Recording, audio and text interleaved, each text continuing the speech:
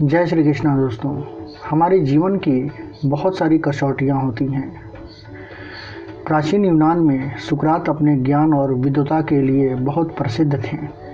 उनके जीवन से जुड़ी हुई एक कहानी सुनते हैं। सुकरात के पास एक दिन उनका एक परिचित व्यक्ति आया और बोला, मैंने आपके एक मित्र के बारे में कुछ सुना है।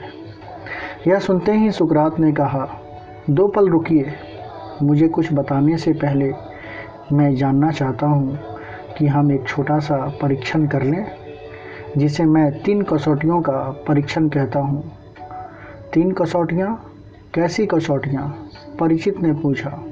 हाँ, सुकरात ने कहा, मुझे मेरे मित्र के बारे में कुछ बताने से पहले हमें यह तय कर लेना चाहिए कि आप कैसी बात कहने जा रहे हैं।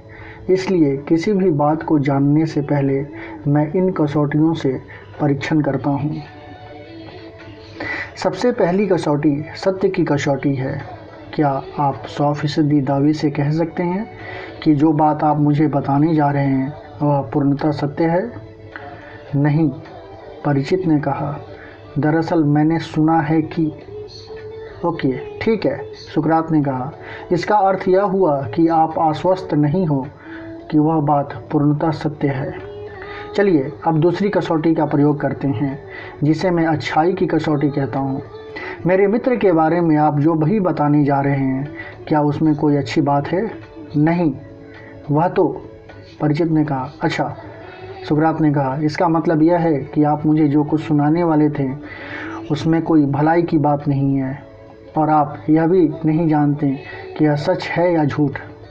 लेकिन हमें अभी भी आस नहीं खोनी चाहिए, क्योंकि आखिरी यानी तीसरी कसौटी का एक परीक्षण अभी भी बचा हुआ है, और वह है उपयोगिता की कसौटी। जो बात आप मुझे बताने वाले थे, क्या वह बात मेरे लिए किसी काम की है? नहीं, ऐसा तो नहीं है, परिचित ने असहज होते हुए कहा।